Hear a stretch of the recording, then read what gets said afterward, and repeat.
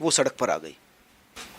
ये सब हमारे धोखेबाज पति की देन है, जिन्होंने धोखे से मेरे से शादी की और उसके बाद समाज को दिखाने के लिए झांसा दे रहे थे मुझे। उसको शादी भी नहीं हम कह सकते। अब क्या शादी, जब बीच चौराहे में आप मेरे को छोड़ के चले गए और आज मुझे पहचानने से इनकार कर रहे हैं, आपके परिवार वाले पहचानने से इनकार कर रहे हैं, आपके माता पिता पहचानने से इनकार कर रहे हैं, जो कि आपके घर में 6-6 महीने मैं रही हूँ। एक रूम में हम लोग मियाँ बीबी की तरह हैं। आपके माता पिता ने मेरे को एक रूम में हम दोनों को रहने के लिए छोड़ा और आज वो सब इनकार कर रहे हैं। माता पिता इनकार कर रहे हैं उनके। हाँ। और आप कह रहे हैं कि बाहर, जबकि मेरी जो सास हैं उन्होंने बोला कि आप किसी को मत बताना, 2 साल 4 साल ऐसे ही रहो छुपा के जैसे आप हो और दोनों मिलके खूब पैसा कमाओ। मतलब उनकी माँ का ये भी शब्द था कि पैसा कमाओ। तो मैं उस वक्त तक तो नहीं समझ पाई कि क्या है नहीं है, और मैं उनकी बातों में मतलब एक ईमानदार की तरह मैं हमेशा रही। और आज ऐसा दिन है कि शादी की थी आपने? शादी की है? शादी की उन्होंने बंद कमरे में शादी की। मैंने बोला कि आप पब्लिकली क्यों नहीं कर रहे हैं, तो उनका कहना ये था कि हम लोग, हमारा चेहरा मार्केट में सब जानते हैं और अगर हम पब्लिकली कर लेंगे तो हम दोनों का जोड़ी मार्केट में जो हिट है उसका क्रेज़ ख़त्म हो जाएगा, डाउन हो जाएगा, हमारे काम पर इफ़ेक्ट पड़ेगा। तो मैं उनकी बातों में आ गई कि ठीक है, अब मैं क्यों चाहूँगी कि कोई औरत नहीं चाहेगी अपने पति का नुकसान।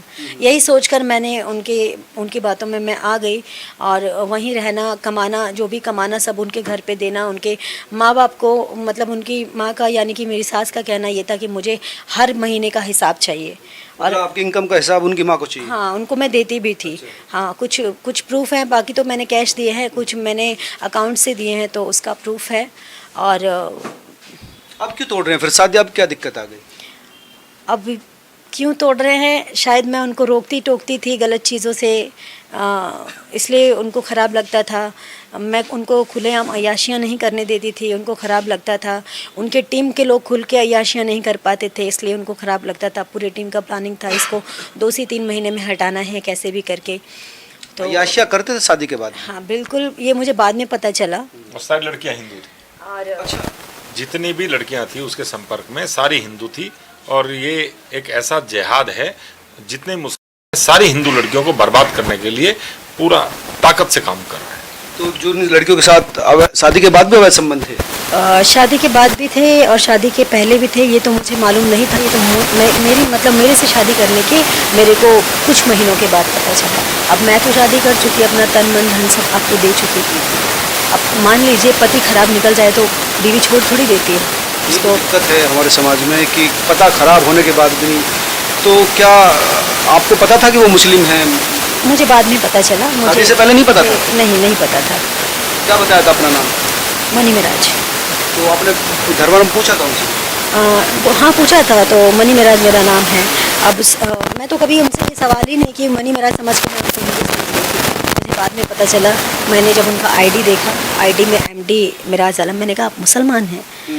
तब बोले कि हाँ। तब अब जब सब कुछ हो चुका था तो अब मैं मुसलमान और हिंदू करके भी क्या कर सकती थी। और क्योंकि मैं शुरू से हिंदू और मुसलमान नहीं मानती थी कि हिंदू मुसलमान क्या होता है, लेकिन आज जो दिन देख रही हूँ कि मतलब ऐसे भी लोग होते हैं और ऐसा भी करते हैं। कई लोग कह रहे हैं कि लव जिहाद में फंसाया गया है आपको। लव जिहादी तो है ये और है क्या? मनी मिराज नाम करके और उसके बाद जब संबंध बना लिए और हर तरीके से अपने चंगुल में फंसा लिया, उसके बाद जबरदस्ती कहना कि तुम्हें नमाज करनी पड़ेगी, तुम्हें बुर्का पहनना पड़ेगा और तुम्हें जो है मांस खाना पड़ेगा, और ये क्या है? ये भी कहा था आपसे? हाँ बोला था हम आपको खिलाएंगे, तो मैंने कहा मैं नहीं खाऊंगी। क्या खिलाएंगे? बीफ। मांस? हाँ। मैंने कहा मैं जिंदगी में नहीं खाऊंगी। ये क्यों? मर जाऊंगी लेकिन मैं कभी नहीं खाऊंगी। तो नहीं, हम आपको खाना भी पड़ेगा और बनाना भी पड़ेगा, ऐसा कहते थे। हाँ। तो मैंने बोला ये तो मैं कभी नहीं कर पाऊंगी। ठीक है, प्यार हम लोग का रिश्ता एक अलग है, बट इसका मतलब ये नहीं है कि मैं ये सब चीज़ें खाऊं पीऊं। बुर्का और नमाज, वो सारी चीज़ें? हाँ, कलमा पढ़ना होगा आपको। हम आपको कलमा सिखाएंगे, आपको कलमा पढ़ना होगा, बहुत सारी चीज़ें। और सब कुछ करके उनकी सारी बात, मतलब सारी बहकी बातें करके उसके बाद अचानक से मतलब बेवकूफ़ी बना रहे थे। कन्वर्सन का डेट करवाया उन्होंने, कोर्ट से बात किया 10 तारीख का, पिछले 10 तारीख का, यानी कि 10 सितंबर का हम लोग का कोर्ट मैरिज था। उन्होंने खुद बात किया कन्वर्सन के लिए, हर चीज़ के लिए। मतलब आपको धर्म परिवर्तन भी करना था शादी से के बाद? हाँ, मतलब उनका कहना ये था, उनके पिताजी का कहना ये था कि आपको धर्म परिवर्तन करना होगा, और धर्म परिवर्तन करने के बाद ही हम आपको मतलब सामाजिक रूप से बहू स्वीकारेंगे। वैसे आप हमारी बहू हो, आप जैसे रह रही हो वैसे ही रहो, चुपचाप रहो, अभी किसी को कुछ मत बताना, नहीं तो हमारी बदनामी होगी। तो मैं यही समझती कि ठीक है, सब लोग ईमानदार हैं, सच्चे हैं, मैंने अपना मुंह नहीं खोला, मैंने नहीं बताया। देखो क्या मामला, इन लोगों ने सारी चीज़ें झूठ बोली और भाग गए कन्वर्जन। आप धर्म बदलने को भी तैयार थी? सब चीज़ के लिए मैं तैयार हो गई थी। कैसे मोहब्बत, उससे मोहब्बत कैसे कैसे किसने पहले कहा कि मैं तुमसे शादी करता हूँ? उन्होंने ही कहा, उन्होंने ही मेरे को प्रपोज किया। उसके बाद शादी के लिए भी वही बोले। उसको मेरी मौत की परवाह ना, मेरे जीवन की परवाह ना, मेरी इज्जत की परवाह।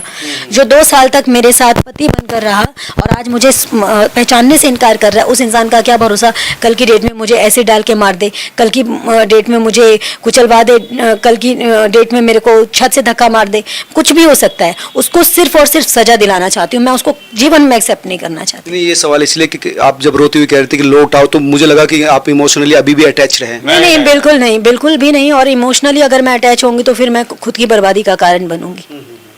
कोई और भी लड़की उसकी जिंदगी में, जैसे आप कह रहे थे कि अनेकों लड़कियां हैं, अनेकों लड़कियां। एक तो जो मुझे बाद में पता चला, मतलब मैं उनके जीवन में नहीं थी और शायद 11-12 साल से लड़की से रिलेशनशिप में थे। वो भी लड़की हिंदू थी, उसका नाम नहीं लूँगी मैं। 2 बच्चे भी उससे पैदा किए। मेराज के 2 बच्चे हिंदू लड़की से हैं? हाँ, हिंदू लड़की से हैं, और वो लड़की किसी और की बीवी है।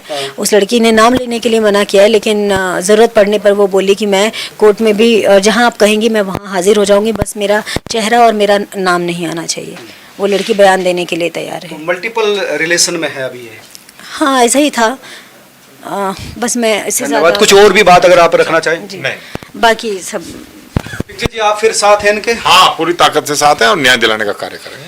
तो ये वो लड़की है जो इस समय दिल्ली आई है। इनका कहना था कि रात के 3 बजे मुझे छोड़कर भाग गया, जिसके साथ 2 साल से मैं शादीशुदा जिंदगी जी रही थी। अब कोर्ट से, प्रशासन से, पुलिस से उम्मीद है कि मुझे न्याय देगी और वो आरोपी फिर किसी नई जिंदगी की बर्बादी की ओर ना बढ़ सके, ये उम्मीद। नमस्कार।